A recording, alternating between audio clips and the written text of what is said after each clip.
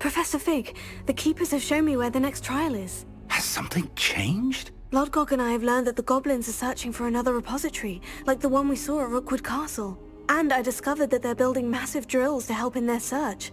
Professor Fitzgerald seemed very concerned. I see. Ranrock clearly knows even more than we suspected. And sir, there's something else. Lodgok knew Miriam. He knew Miriam? They encountered each other at Rookwood Castle. She was doing research. That's where she found the container with the port key. He liked her so much that he let her leave with it, despite orders from Ranrock. I don't know what to say. She could win over almost anyone. I want to hear more of this. And, in fact, I'd like to speak with Lodgok directly. But we've no time now. Where is the next trial? Believe it or not, it's in the headmaster's office. Incredible. Very well, you'll need the password to get past the stone gargoyle. The headmaster's house elf will know it. I don't know the headmaster's house elf. Will he even speak to me? I imagine he's loyal to the headmaster. He is. So you'll need a disguise. I have just the thing. A polyjuice potion. You'll look and sound like Professor Black. Wait, doesn't polyjuice potion require a bit of the person you want to change into? And take ages to brew? It does. So how do you already have polyjuice potion to change into Professor Black? One never knows when such a thing may come in handy. Let's just say I felt the need to be prepared for anything after my fruitless trip to the Ministry on his behalf. Now, time is of the essence. Drink up and I shall explain more.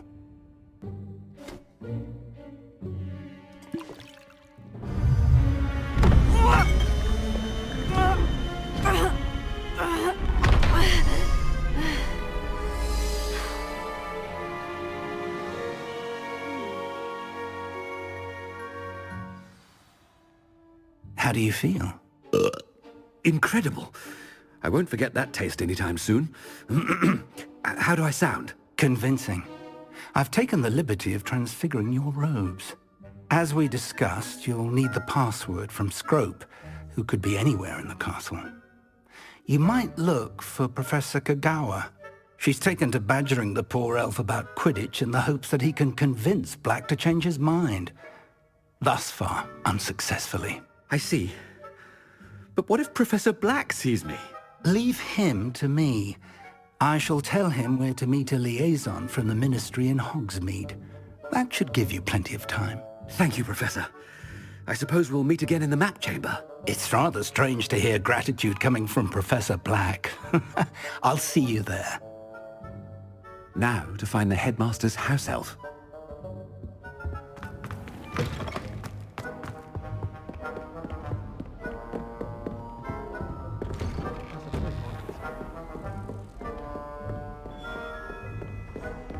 Professor? Your time, please. Professor, I was hoping to catch you. Places to be, Professor Sharp. Places to be. Of course, sir. Only, you'd asked me about a particular potion, and I did? I did, yes. Well, spit it out, Sharp. I don't have all day. Probably best not to discuss it here, sir. I assure you, Sharp, you may speak freely. Very well. I've brewed the cure for boils you wanted. I can drop it by your office when it's convenient. Of course, yes. No need for all the cloak and dagger. Simply have a student deliver it. A student. Very well, sir, if you insist. I do. And thank you, Sharp. I just hope you've brewed enough for all my boils. Now, to determine which student gets this rather unenviable task. When I witness what passes for magic in these halls, I simply mourn for the future of the wizarding world. I thought I heard the headmaster approaching. The headmaster? Gareth! Mr. Weasley! What are you doing here? Don't you have, somewhere to be? Oh, Professor! Yes, of course. All sorts of places I'd rather be right now. Do you need something from me? I'm looking for my house elf. Surely you've seen him? The little one-eared fellow. I saw him heading to the Great Hall moments ago, muttering on about your, sterling graces, sir. I am watching you, Mr. Weasley. Mr. Redding, who owns Honeydukes, tells me some of his billywig stings recently went missing. Prime potion ingredient. And I know you fancy yourself a skilled potioneer. What? But, sir, I haven't been anywhere near Honeydukes. Bah! That's enough from you. Just know that I have eyes and ears everywhere. On your way, Mr. Weasley.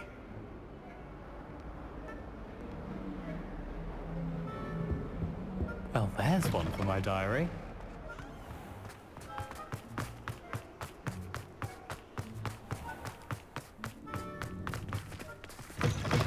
I haven't time for any of you at the moment. None. None at all. Move aside. Professor Black, how are you, sir? Mr. Gaunt, where do you think you're going? I beg your pardon, sir. I'm simply on my way outside. Taking the day off, eh? Typical student, wasting the hours away. I have to write 20 inches on Dittany and its uses. Was heading to the greenhouse. Ah, yes. Mixed with, bubo tuber pus makes a fine, mustache paste. Yes, mustache paste. I find. Are you feeling all right, sir? You don't seem yourself. I assure you I am quite healthy, Gaunt. If I need a medical diagnosis, I shall head to St. Mungo's. Chewing... Something is very wrong with Professor Black. Dittany and Pubertuber.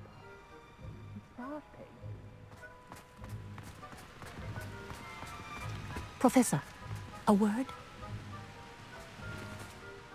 Professor Black, again, it is not too late to reconsider your decision regarding Quidditch. We could still have trials and a somewhat shortened season. It would be better than none at all. But the injury, Madam Kogawa. Professor, more than one student has taken a bludger to the head on our pitch. I dare say it knocked some sense into them. And they're fine now. The fact that it happened to be a pureblood, well, that's no reason to... What nonsense! That you would trivialize the health of a student over a silly game. A silly game? You are quite impossible sometimes. Sir, I've a good mind to write to the Department of Magical Games and Sports at the Ministry about you. Good idea. I can even provide the parchment should you need it. Now, where is my elf? Parchment? Very well, I will, and with pleasure. And I spotted Scrope in the Great Hall. Seems to be avoiding me. I wonder why. Good day, Madam Kogawa.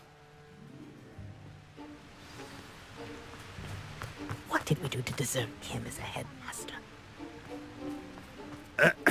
I wonder almost daily why I accepted this appointment from the Ministry.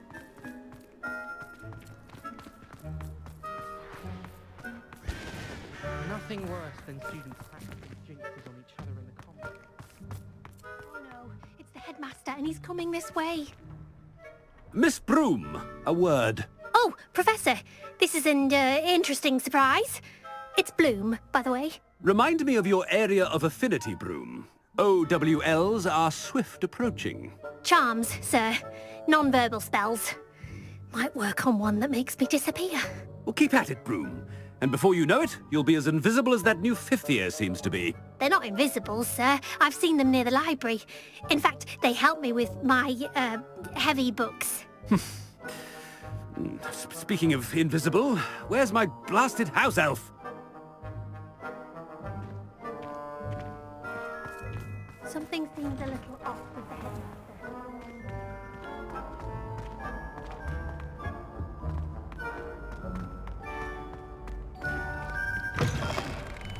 If you must speak with me, consult my secretaries or what have you. Professor, a word, please. Hello, Professor Black. Ah, Professor Weasley. How delightful to see you. Sir? Since I have you here, I wonder if I might, speak with you about Professor Fig. Oh, very well. I've decided to give him a bit more, leeway with his time. Leeway, Professor? Are you sure that's wise? I confess I do worry for his students. He's rarely here as it is.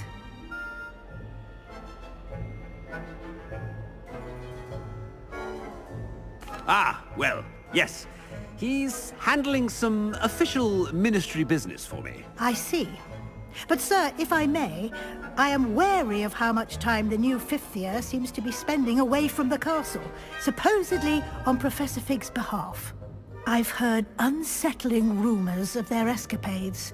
Everything from sneaking into the Forbidden Forest to confronting Ranrock's loyalists and Rookwood's lot. What?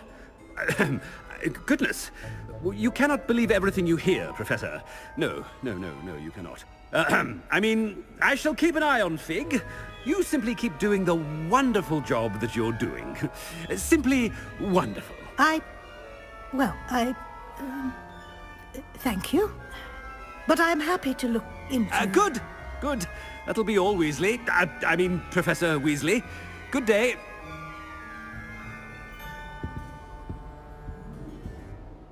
A wonderful job. Leeway for Professor Fig.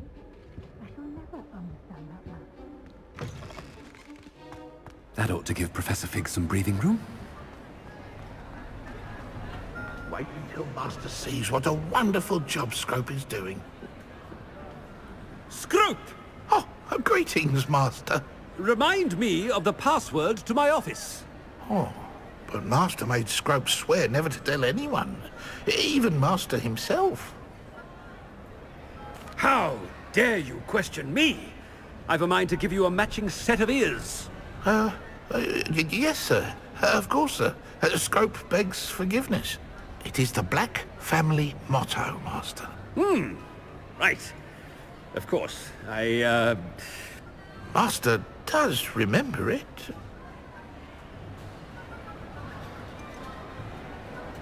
It's pure bloods forever, isn't it? Close, Master. Scrope thinks Master is indeed testing Scrope. It is always pure.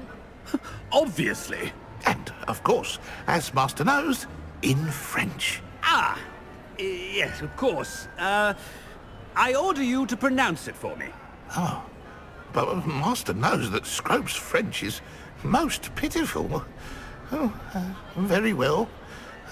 Toujours pur. Ha! Thank you. Never speak of this conversation with me or anyone else. Of course, sir. Scrope shall try his best to keep out of Master's way. The Polyjuice potion's wearing off. I best get out of sight.